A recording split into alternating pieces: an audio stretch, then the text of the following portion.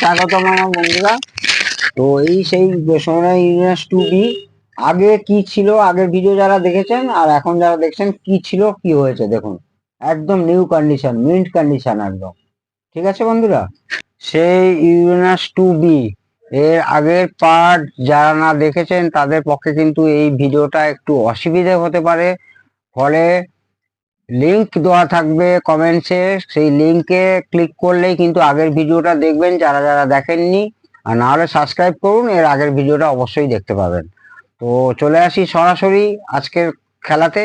আজকের খেলায় হচ্ছে কে না, সোনার ইউরেনাস 2B। এর আগের দিনে দেখিয়েছিলাম কি কি হয়েছিল, দীপঙ্কর দা কথা রেখেছে। এইবারে আসছি মূল কাহিনীতে, যে সেটটায় আমি কি কি করলাম দেখুন বন্ধুরা। আগে ট্রানজিস্টার গুলোর কিছু বলার আছে বলে মনে থাকবে না বলে হাতের কাছে রেখেছি। সেটটা ফুললি রেডি এবং পুরো অরিজিনাল কন্ডিশনে, বরং বেটার হয়েছে। অ্যাম্পলিফায়ারটা অনেক ভালো সাউন্ড কোয়ালিটি হয়েছে। এই যে এটাও কিন্তু একটা সোনোলাইনের সার্কিট, সেম বোর্ড, সেম মানে বোর্ডটা সেম নয়, সেম সার্কিট কিন্তু এতে আছে, শুধু আউটপুট ট্রানজিস্টার গুলো আলাদা। কারণ কি, এই যে সোনোলাইনের সার্কিটটা দেখছেন, এই আইসি হচ্ছে ড্রাইভার আইসি TDA7250।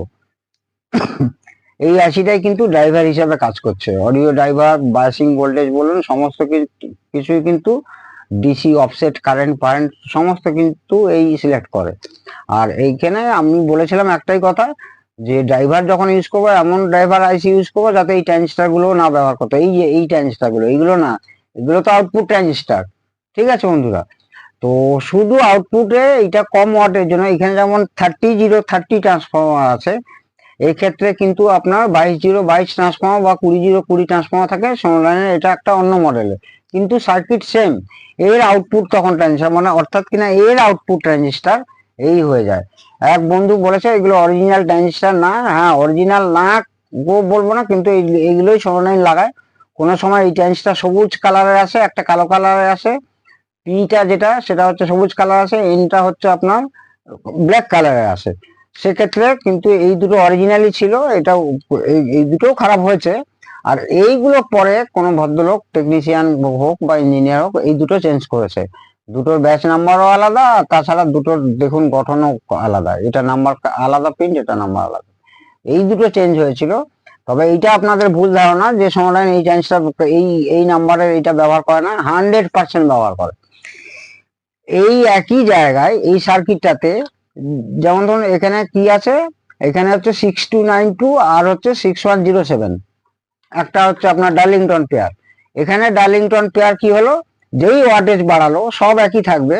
ওয়াটেজ বাড়ানো মানে আপনার এখানে ট্রান্সফরমার ভোল্টেজ এবং অ্যাম্পিয়ার বেড়ে গেল, এবং B688 আর D718 এরা হচ্ছে ডার্লিংটন।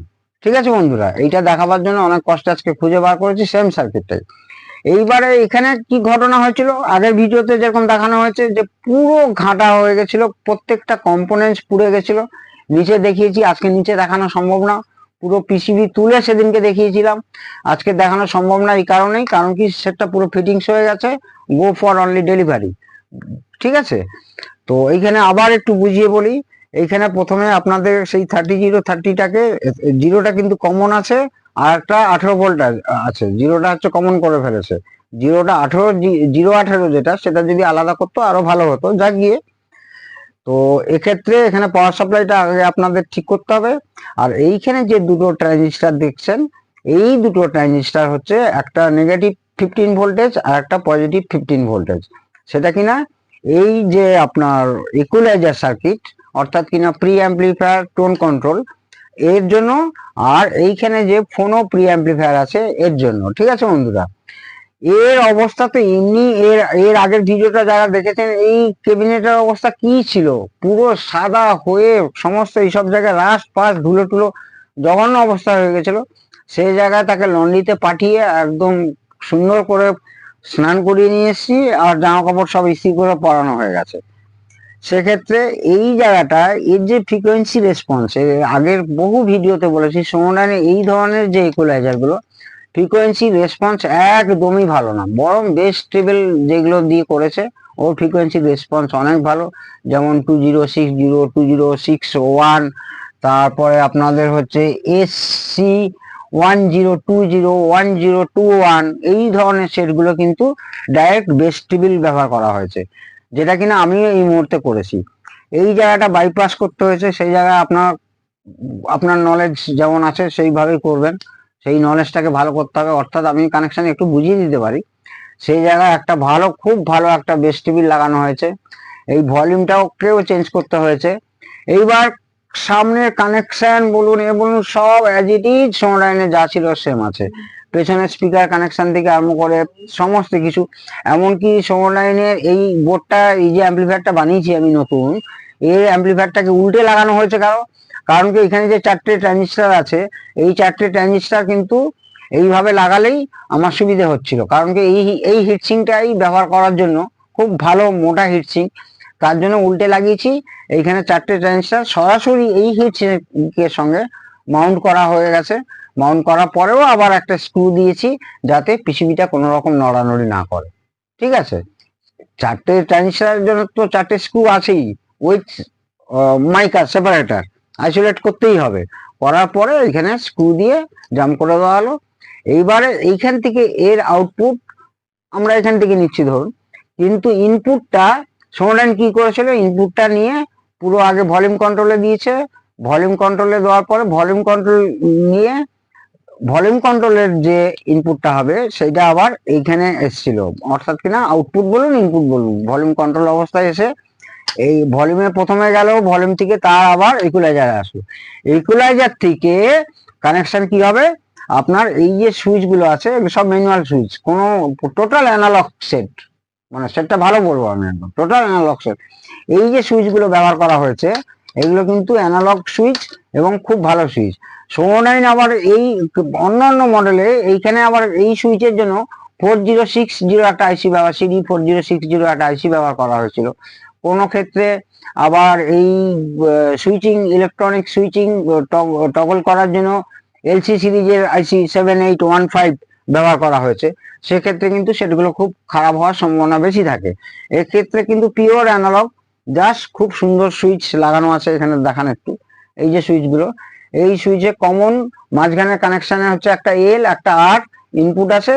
এবার চেঞ্জ হতে হতে হতে হতে এই জায়গা গেল, এবং তার সঙ্গে একটা করে আপনার লাইটও জ্বলবে, যে কোন মানে সিলেকশন মোডটা কোন জায়গায় আছে।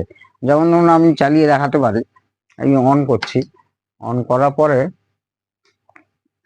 আমি লাইটটা একটু অফ করছি।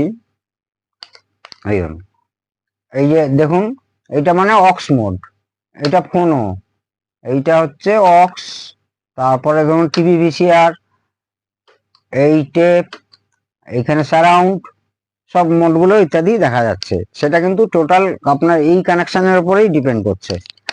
তো এবারে আপনাকে ঠিক সেইভাবে অরিজিনাল কানেকশন রেখে শুধুমাত্র এই পার্টটা, যেহেতু একদম খারাপ কন্ডিশন ছিল, আর তাছাড়াও এর থেকে অনেক উন্নত মানের সার্কিট এখানে লাগানো হয়েছে। যেহেতু 3036 অ্যাম্পিয়ারের ট্রান্সফর্মার পেয়ে গেছি, খেলতে অনেক সুবিধা হয়ে গেছে। সাউন্ডটা অসাধারণ সাউন্ড হয়েছে, সেটা যার সেট সে শুনেই বলবে, মানে বলার কিছু নেই, এত ভালো সাউন্ড হয়েছে, এর থেকে অনেক ভালো। এবং লংজিভিটিও এর থেকে অনেক বেশি হয়েছে। কারণ কি এই আইসিটা তো পাবেনই না, ড্রাইভার গেলে আপনাকে হয় অ্যাম্পলিফায়ার চেঞ্জ করতে হবে, নাহলে মানে ফেলে দিতে হবে। অনেকে তো এই সেট ফেলেই দিচ্ছেন, ভালো লোক পাচ্ছেন না সারাবার, অনেকেই ফেলে দিয়েছে। পরে আমার সঙ্গে আলাপ হয়েছে, এরকম অবস্থায় তাদের সেট আবার দাঁড় করিয়ে দিয়েছি। তো সেই ক্ষেত্রে যদি খুব ঘাঁটা কন্ডিশন থাকে তাহলে আপনাকে এটা ফেলতেই হবে, যেমন কিনা এটা ছিল, আমাকে ফেলতেই হয়েছে। এই সার্কিটটাকে শুধু ফেলে বাকি কিন্তু অ্যাজ ইট ইজ সব রাখতে হবে। যেমন ভলিউম ছিল, ইকুয়ালাইজারটা তো অ্যাম্পলিফায়ার ভালো থাকলেও আমি ইকুয়ালাইজারটাকে ফেলি। এক হচ্ছে স্লাইডিং সুইচ নষ্ট হয়ে গেছে, প্রত্যেকটা তো নামছিল না, উঠছিল না, অনেক কষ্টে পরিষ্কার করার পরে এখন নামছে উঠছে, কিন্তু কোনো কাজের না। তো একে বাইপাস করার পক্ষে সাউন্ড অসাধারণ সাউন্ড হয়েছে। এই বাইপাস করার জন্য এইখানে এই আপনার প্রি অ্যাম্পলিফায়ার লাগানো হয়েছে, টোন কন্ট্রোল। তো এক্ষেত্রে আমি বারবার বলছি, আর কিচ্ছু না করে এই ধরনের সেট আসলে যদি এইভাবে এই সার্কিট একদম বার্ন হয়ে যায়, সমস্ত এই যে বার্ন হয়েছিল সমস্ত পার্টস গুলো সেদিনকে আপনাদেরকে দেখিয়েছিলাম যে সব বার্ন হয়ে গেছে, এমনকি পিসিবির ফয়েল পর্যন্ত বার্ন হয়ে গেছে। সেক্ষেত্রে কিন্তু অনায়াসে আপনারা আপগ্রেডেশনের জন্য একটা ফার্স্ট ক্লাস অ্যাম্পলিফায়ারের একদম 80+80 একটা সুন্দর অ্যাম্পলিফায়ার আপনারা কিন্তু এখানে ইনস্টল করতে পারেন। ইনস্টল করাটাই কিন্তু আপনার কেরামতি, যে আপনি কতটা ভালো কাজ জানেন, কিভাবে ইনস্টল করবেন, এবং টোটাল যা কানেকশন যা ছিল সেম টু সেম রাখতে হবে। এই সুইচের সমস্ত ফাংশন, এর মাইকের কানেকশন, এর ভলিউম এবং সারাউন্ডের কানেকশন, এভরিথিং সোনোডাইনের ছিল যা রাখতে হবে। শুধু আপনাকে করতে হবে অ্যাম্পলিফায়ার ওড়াতে হবে। অ্যাম্পলিফায়ার উড়িয়ে অসাধারণ আজকালকার দিনে ভালো ট্রানজিস্টার, এর থেকে অনেক ভালো ভালো ট্রানজিস্টার পাওয়া যায়। এই যে আগে ট্রানজিস্টার ছিল এইগুলো কিন্তু হচ্ছে আপনার 8 অ্যাম্পিয়ার, খুব সম্ভবত 8 থেকে 10 অ্যাম্পিয়ার, ওই 140 ভোল্ট মতো এদের কালেক্টর কারেন্ট। 8 থেকে 10 অ্যাম্পিয়ার, আমার খুব একটা মনে আসছে না, কিন্তু এখন 15 অ্যাম্পিয়ার, 240 ভোল্ট এইসব ট্রানজিস্টার আপনারা পেয়ে যাচ্ছেন। তো আপনি কেন সেই ট্রানজিস্টার ব্যবহার করবেন না? গরমও কম হবে, লাইফও বাড়বে, সাউন্ড কোয়ালিটি ভালো হয়ে যাবে। তো অতএব এই ট্রানজিস্টার ব্যবহার না করে, আর যাদের এই ধরনের সার্কিট ধরুন ভালোই আছে, শুধু এই ট্রানজিস্টার উড়ে গেছে, তো এই ট্রানজিস্টার পুড়ে গেলেও আর এই ট্রানজিস্টার লাগাবে না। এর থেকে অনেক ভালো যদি অরিজিনাল 52001943 পান, একদম অরিজিনাল যদি পান লাগাবেন। না হলে আপনার NJW লাগাতে পারেন, অনেক ভালো ভালো ট্রানজিস্টার আছে। তো সে ট্রানজিস্টার নিয়ে মাথা ব্যথা নেই, অরিজিনাল ট্রানজিস্টারই লাগাতে হবে। তারপরে এটা তো আপনাদের দেখালাম, এটা সেম সার্কিট, শুধু এই ট্রানজিস্টার কম ওয়াটেজের জন্য এইখানে ট্রানজিস্টার আর ট্রান্সফর্মারকে ডেভেলপ করলে কিন্তু এটা বেশি ওয়াটের হয়ে গেল।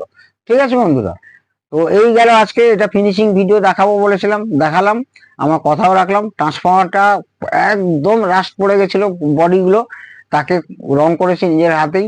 ট্রান্সফর্মারটাকে রং করতে হয়েছে, এবং ভেতরে কিভাবে সার্ভিসিং হয়েছে দেখতেই পাচ্ছেন। সামনেটাও খুব ভালো করে সার্ভিসিং মানে করা হয়ে গেছে। আর তো এই মুহূর্তে আমার মনে পড়ছে না আর কি করেছি। তো আপনাকে সামনে লাস্ট কথা হচ্ছে, আপনি সামনে কোনো কিছু কাটাকাটি না করে, এবং এই যে এলইডি ফাংশন এটাও চালু করেছি, এটা দেখাচ্ছি আপনাদেরকে একটু, এটাও চালু আছে।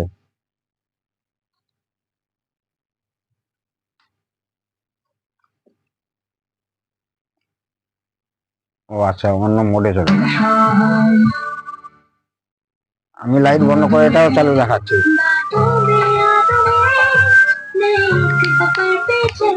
এই দেখুন, এই দেখুন, এটা পুরো চালু হয়ে গেছে একদম। এই দেখুন, মানে আপনাকে কোনো কিছু অরিজিনালিটি নষ্ট না করে, আর এই অ্যাম্পলিফায়ার চেঞ্জ করাটা অরিজিনালিটি নষ্ট কখনোই বলে না। ধরে রাখুন পেন্টিয়াম মানে i3 থেকে i5 এ গেল বা i7 এ গেল, এই হচ্ছে আসল কথা। আপনারা প্রত্যেকে ভালো থাকুন, সুস্থ থাকুন। ফোন করার টাইম কিন্তু বারবার বলছি, আমার সঙ্গে এনি টাইম ফোন করতে পারেন, কিন্তু আমার সঙ্গে কথা বলতে গেলে রাত 8টা থেকে 9টা, তাও চেষ্টা করে দেখবো, নিশ্চয়ই কথা বলার চেষ্টা করবো। আপনারা প্রত্যেকে সুস্থ থাকুন। জয় হিন্দ, জয় ভারত।